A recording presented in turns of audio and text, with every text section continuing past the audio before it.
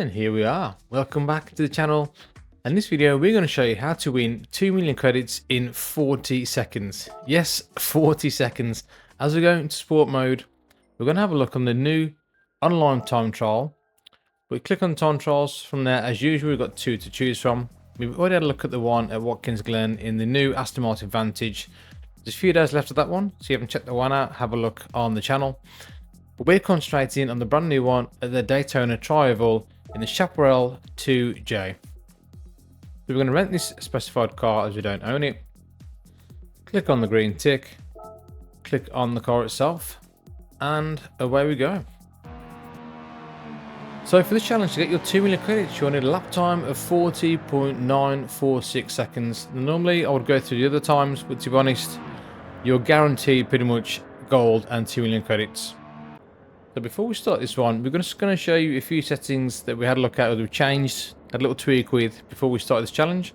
So if you go to assists, we actually turned ABS off. I don't know if this is a myth, but apparently if you turn this off, it's slightly faster in the corners, but I'm not really sure, to be honest, if that makes any difference. The counter steer as well, we had a little play around. We had it on strong for this challenge, but you can run it on off. We're just having a little play to see if it made any difference. Our fastest time was with it on strong.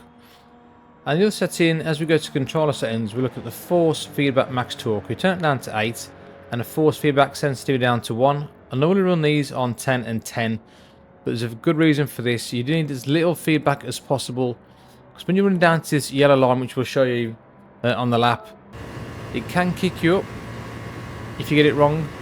So you don't want a lot of feedback for this. You want to keep the steering wheel nice and smooth with as little of steering input as possible, so you want to be able to control it. So come to the first corner, we look at that sign on the right hand side, and again we flat out, no brakes around here at all, and that's kind of a turning reference. Start turning as you get to that sign, and you want to stay as close to this yellow line on the inside as possible, but make sure that you stay above this yellow line. If you get too close to it, it will start throwing your car out a little bit, and it can unsettle it. And that's one of the reasons we keep the force feedback sensitivity down to 1.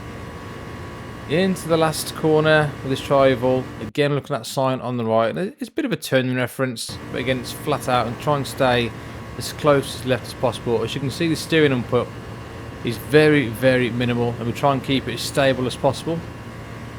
And as you exit that corner, now you can start coming to the left hand side. Make sure you keep 2 wheels on that yellow line. That's the shortest run to the line. So come across for 40.561, and it is that simple. So that lap time put us 41st in the world, but it doesn't really matter where you are in the world because the times are that close. As long as you get below your 40.9 seconds, you're guaranteed gold and 2 million credits. And this must be the easiest time trial that we've ever done. You should be able to do this within 2 or 3 laps. So as we look at the chase cam, before we go further, guys, if you do like this content, please leave a like and subscribe to the channel, where we do a lot more of these more in-depth time trials. This one is not in-depth at all, as you're literally flat out with no braking. It's a strange one, but it's a nice change sometimes to have an easy time trial challenge. You can see we come to this sign on the right hand side, and that's where we're going to start turning. Remember, nice and gentle with steering, and stay as low to that yellow line as possible, where you can see how close you are to that yellow line, but without dipping 2 wheels underneath it. When you exit that one, that's when you can start coming across and get to the finish line. So that's it, guys. Let me know how you get on with this challenge. A slightly different one than the other one that's in the Aston Martin around Watkins Glen. That can be very, very tricky. So we've got 2 kind of ends of the scales on these time trials for this week. Well, for now, guys, we'll leave you the rest of the replay. Have fun, enjoy the credits, and I'll see you all on the next one. Laters.